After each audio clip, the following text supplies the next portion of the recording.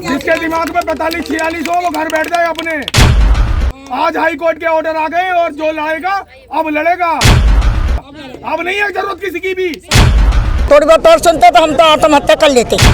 हमारा घर ना बिगड़े, हम बड़े गरीब हैं। देखिए माननीय हमारे उच्च न्यायालय में आज हमारा मामला बेचारा डेट पर था और आज इसकी सुनवाई हुई। माननीय हमारे चीफ जस्टिस हैं ऋतु वारी, उनकी कोर्ट में सुनवाई हुई थी।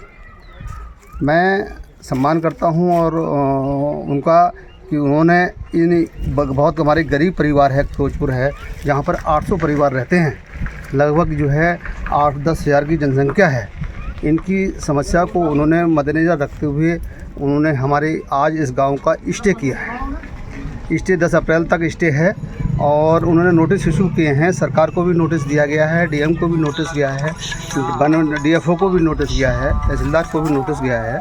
अब 10 अप्रैल के बाद फिर आगे देखा जाएगा, निर्णय जो भी होगा।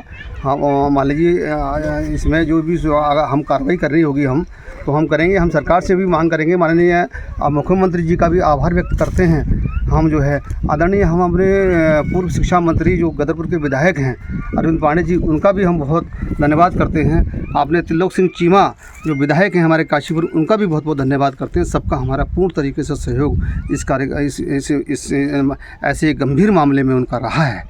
तो हमारी जैसी समस्या मान लीजिए संदीप कोठारी जी वहाँ पर हमारे एडवोकेट थे और उन्होंने बड़े तरीके से तेज़ तर्रार तरीके से उन्होंने अपने तथ्य को माननीय चीफ जस्टिस के सामने रखे और चीफ जस्टिस साहब ने हमारी समस्या को सुनते हुए स्टे कर दिया है और नोटिस इशू कर दिया है। अब 10 अप्रैल के बाद में आगे जो भी निर्णय होगा वो उनका हम सम्मान करते हैं। देखिए हमारा इसमें कहना है कि जो यहाँ मानपुर फिरोजपुर में जो आम पोखरा रेंज रामनगर वन विभाग की जो ज़मीन टोटल ज़मीन थी वो 542.88 एकड़ ज़मीन थी। यहाँ पर सर्वप्रथम सबसे पहले 1976 में पंडित नरेंद्र तिवारी जी की सरकार, जो उत्तर प्रदेश की सरकार थी, उनके द्वारा हम लोगों को 105 एकड़ ज़मीन यहाँ पर शासनादेश पे दी गई थी। हम लोग अवैध कब्जेदार नहीं हैं, ये लीज पर दी गई थी, 90 साल की लीज पर दी गई थी। और हम लोग गढ़ी नेकी, शहीद नगर, तमाम अन्य क्षेत्रों से आकर के यहाँ पर हम लोगों को विस्थापित किया गया था। हमसे बाद में जो 1995 के बाद धारा, झरना, कोठारी, लाल ढांग के लोगों को यहाँ पर विस्थापित किया गया था। तो सरकार ने उनके लिए जो धारा 1980 अधिनियम लागू हो गया था, सुप्रीम कोर्ट के माध्यम से उनके लिए धारा 1980 अधिनियम को हटा करके उनके 2 जियो मतलब दो मान लीजिए अधिसूचनाएं जारी कर दी गई हैं और उनकी डिस्फोरेट धारा 120 में डिस्फोरेट करके धारा 48 का प्रस्ताव लेकर के बंदोबस्त करा करके भूमिधर के उनके अधिकार दे दिए गए हैं। लेकिन हमारे साथ तोतला व्यवहार क्यों, ऐसा क्यों? तो हम लोग भी सरकार से, माननीय मुख्यमंत्री जी से, आदरणीय मुख्यमंत्री जी से, सरकार से और प्रशासन से, हमने मुख्य सचिव साहब से, भारत सरकार से हमने भी निवेदन किया है, अनुरोध किया है कि हम लोगों का भी धारा 20 करके इसको फॉरेस्ट से डिस्फोरेट इसको जैसे उनकी की गई है उसी आधार पर हमारी भी अधिसूचना जारी करें और फिर धारा 48 करके इसको बंदोबस्त करा करके हमें भूमिधर के अधिकार दिए जाएँ। हम आगे के लिए उनसे आदरणीय मुख्यमंत्री जी की शरण में भी जाएंगे, प्रधानमंत्री जी की शरण में भी जाएंगे और उनसे निवेदन भी करेंगे कि भाई हमारी भी इसको धारा 20 करके और धारा 48 का एक नोटिफिकेशन करके इसको हमें भूमिधर के अधिकार दिए जाएं। काशीपुर का ये जो फिरोजपुर गांव है जहाँ पे 500 परिवार या 5000 लोग लगभग रहते हैं, तो उनको आखिर न्याय कैसे मिलेगा? क्योंकि हाईकोर्ट के आदेशों के बाद से सबके चेहरों पर मायूसी थी, लेकिन आज कहीं ना कहीं जो चेहरे हैं वो खिले हुए दिखाई दे रहे हैं। कारण जानेंगे खुद अरविंद पांडे जी से। सर, फिरोजपुर गाँव को हाईकोर्ट के माध्यम से इसको अतिक्रमण मानते हुए हटाने का निर्देश दिया था।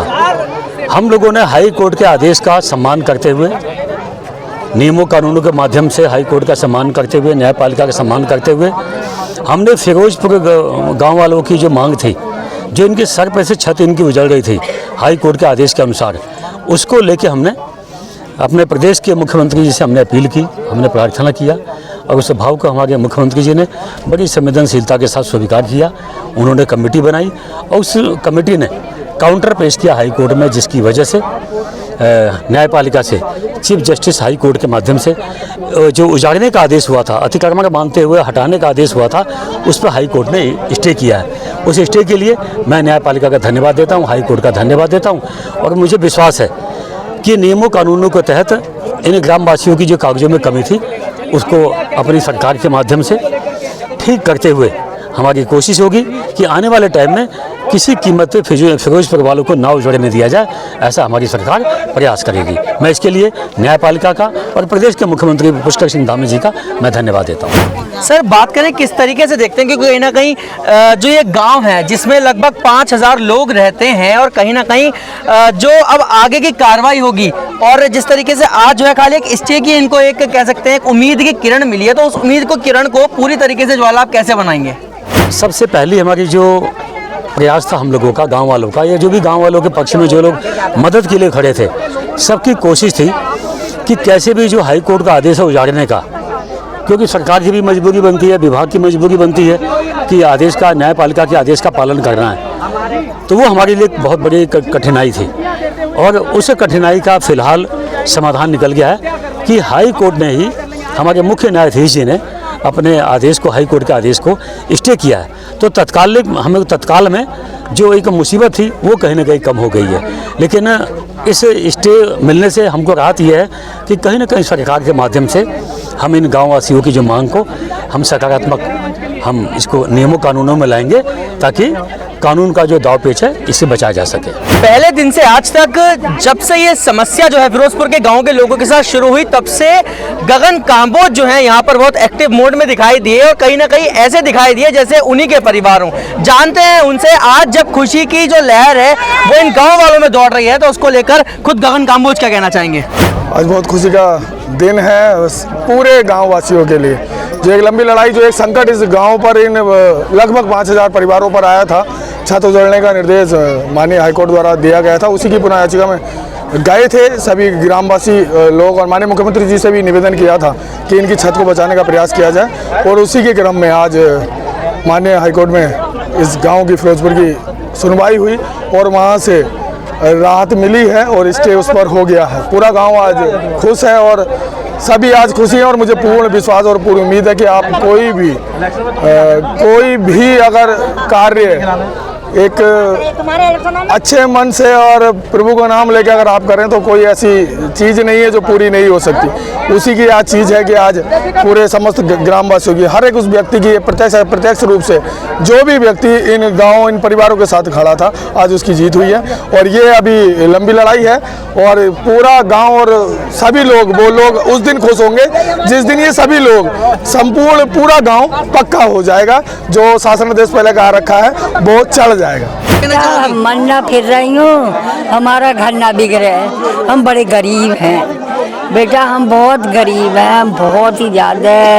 और बेटा हमारा घर बचे रहे, हमारे घर बचे रहे, भगवान तुम्हारी दुआ होगा सब जनों की, तुम्हारी दुआ होगा बेटा।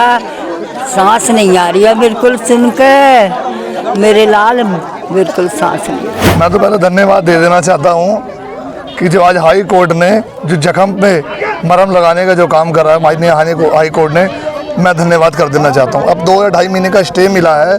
अब मैं शासन से निवेदन करूँगा, उत्तराखंड के जो मुख्यमंत्री है धामी जी से निवेदन करूँगा कि अब जो ग्राम सभा फिरोजपुर है, 800 परिवार हैं, इनको ये कैबिनेट में एक सत्र अपना ला के इनको प्रस्ताव पारित करके इनको मालिकाना हक देने का एक इनको प्रस्ताव पारित करे, इनको इनका जो मालिकाना हक है, इनको भी मालिकाना हक गवर्नमेंट देगी, भाजपा की सरकार देगी।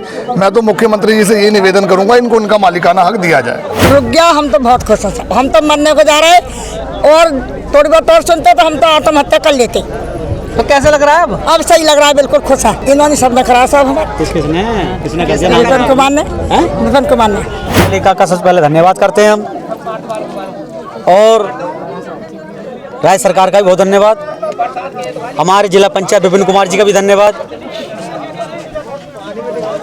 हाई कोर्ट में हमने एक रिट करी, जो अभिलेख थे हमारे पास, वो अभिलेख हमने न्यायालय में प्रस्तुत किए। न्यायालय ने माने कि हाँ 45 परिवारों को आवंटित हुई है और 45 परिवारों के पट्टे जारी हुए हैं, ये माना न्यायालय ने। और अब राज्य सरकार से रिपोर्ट मांगी है कि उनके लिए पट्टे जारी किए जाएंगे। और हमारे विपिन कुमार जी ने रिट के लिए सारी व्यवस्था करी थी। अभिलेख हमारे पास थे, पैसे की व्यवस्था हमारे पास नहीं थे, पहले मेरी पत्नी सपना गौतम ग्राम प्रधान थी, अब मेरी बेटी ग्राम प्रधान है। लगातार इस गांव से प्रधान जी हैं। हम चाहेंगे इस गांव के लिए सदा खुशहाल रहें, ठीक ठाक रहें। और कुछ लोग हैं, कुछ लोग राजनीति करते हैं, वोटों की टांग खींचती हैं, सरकार की खिंचाई करते हैं वो जानबूझ करके। और जो जीता होता है वो चाहता है कि सब लोग खुश रहें। इसलिए हम विपिन कुमार जी का, भाई का, इनका सबका धन्यवाद करते हैं, पूरे गांव का धन्यवाद करते हैं। इन्होंने हमें आगे बढ़ने का हौसला दिया। धन्यवाद।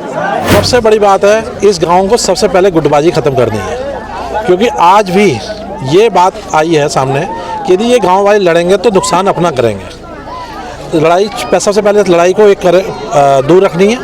उसके बाद ये गांव ये है, ये 1975-76 में गांव में जब ये बसाया गया था, माननीय नारायण दत्त तिवारी जी की ओर से, आरपी जोशी जी की वजह से, ये आरपी जोशी जी का बसाया हुआ एक फूल है जो आज बहुत बड़ा वृक्ष बन गया है। छोटा सा पौधा था जो बहुत बड़ा वृक्ष बन गया। इसमें उस टाइम पे 45 पट्टों का जारी हुआ था 1975-76 में, और इन्हें 90 साल के लिए ये भूमि लीज के लिए दी गई थी, जिसमें 30-30 साल के लिए इन्हें रिन्यूअल करवाना था। लेकिन आपको पता है कि 30 साल के अंदर अंदर कम से कम 2 पीढ़ियाँ 3 पीढ़ियाँ बदल जाती हैं, और ये लोग बेचारे बहुत गरीब थे, और गरीब होने के साथ में थोड़े से कम पढ़े लिखे थे। उसमें इन्होंने क्या करा, इन्होंने कभी ध्यान नहीं दिया कि हमने अपना लीज बढ़ानी है। 2006 में लीज बढ़नी थी। इस दौरान क्या होता है, 2023 में 2 पक्षों में लड़ाई हो जाती है। 2023 में जब 2 पक्षों में लड़ाई हो जाती है तो ये मामला 46 पट्टे के चक्कर में हाई कोर्ट चला जाता है। पहले वहाँ पे डीएफओ साहब कहते हैं कि 46 पट्टे तो थे नहीं, 45 पट्टे थे, और 45 पट्टे जाने और 46वां पट्टा राजस्व विभाग जाने, हमें नहीं पता। वन विभाग की तरफ से 45 पट्टे बांटे गए। जब हाई कोर्ट में गए तो वहाँ पे डीएफओ ये आके कहते हैं कि ये तो सारे अतिक्रमणकारी हैं, इन्होंने अवैध कब्जा कर रखा है। फिर उसके लिए जब जनसभाएं हुए, आंदोलन हुए, ये कुछ हुआ, तो मैंने प्रधान जी को साथ में लिया। मैंने प्रधान जी से कहा, प्रधान जी देखो, ये धरने वरने भी सही हैं अपनी जगह पे, तो प्रेशर बनाने के लिए सही है, लेकिन इसके साथ में हमने क्या काम करना है कि एक कानूनी लड़ाई भी रखनी है। मैंने कहा कानूनी लड़ाई लड़ी जाएगी तो उसमें पैसे लगेंगे, क्योंकि वकीलों को आपको पता ही है, हाई कोर्ट के वकील से पैसे चाहिए। अब ये कहने लगे सारे गरीब आदमी हैं। मैंने अपनी तरफ से वकील साहब को 35,000 रुपये हैंड टू हैंड दिया। उसमें कागज़ लगे, इनके पास कागज़ निकले, सबसे पुराने कागज़ किसी के पास थे, सलीके से हमारे प्रधान जी के पास थे। आज कोर्ट ने उन कागज़ों को देखा, उन कागज़ों को मोहर मानते हुए आज अंतरिम राहत दे दी है 10/4 तक के लिए। और अब एक कोर्ट ने ये भी कहा है, साथ में कुछ बंदिशें भी रखी हैं कि कुछ रिपोर्टें दाखिल होनी है। वो रिपोर्टें दाखिल होंगी तो हमें पूरी उम्मीद है कि गांव के लोगों को 10/4 को तक मालिकाना हक मिल जाएगा। बस इसके लिए तब तक ये है कि इन गांव के लोगों को गुटबाजी से दूर रहना है, लड़ाई झगड़े में नहीं पड़ना है, और सबसे बढ़िया बात अपने 45 पट्टों की ही बात करके चलते हैं।